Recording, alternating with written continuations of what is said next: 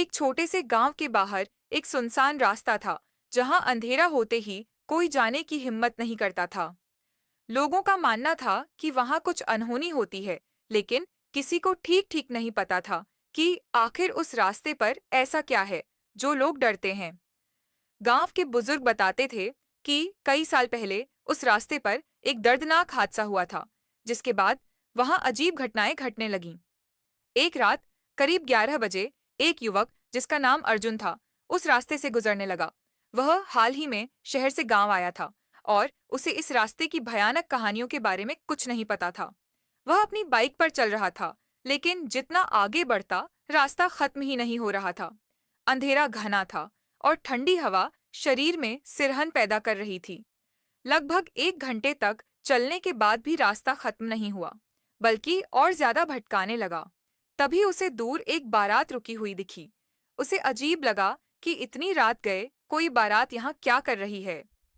जैसे ही वह बारात के पास पहुंचा, एक लड़की उसके पास आई और बिना कुछ कहे उसकी बाइक के पीछे बैठ गई। अर्जुन को थोड़ा अजीब लगा, लेकिन उसने ज्यादा ध्यान नहीं दिया।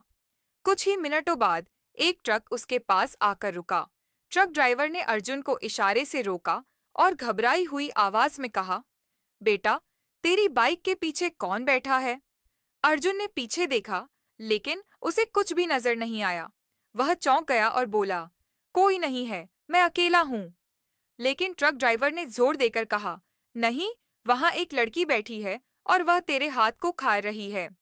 अर्जुन को अचानक अपने हाथ में तेज जलन महसूस हुई, लेकिन डर के मारे वह कुछ समझ नहीं पाया। ट्रक ड्राइवर ने तुरंत अपनी जेब से एक लोहे की छड़ी निकाली और मंत्र बुदबुदाते हुए हवा में लहराई। अचानक ही अर्जुन के पीछे बैठी अदृश्य लड़की की एक दर्दनाक चीख गूंज उठी और वह अंधेरे में विलीन हो गई। अर्जुन बेहोश होकर गिर पड़ा। जब उसे अस्पताल ले जाया गया, तो डॉक्टरों ने देखा कि उसके हाथ पर गहरे दांतों के निशान थे, मानो किसी ने उसे बेरहमी से चबाया हो। जब अर्जुन को होश आया, तो उसने सुना कि गांव के लोगों का कहना था कि उस रास्ते पर एक दुल्हन की आत्मा भटकती है, जो अपनी अधूरी बारात पूरी करने के लिए राहगीरों को अपना शिकार बनाती है।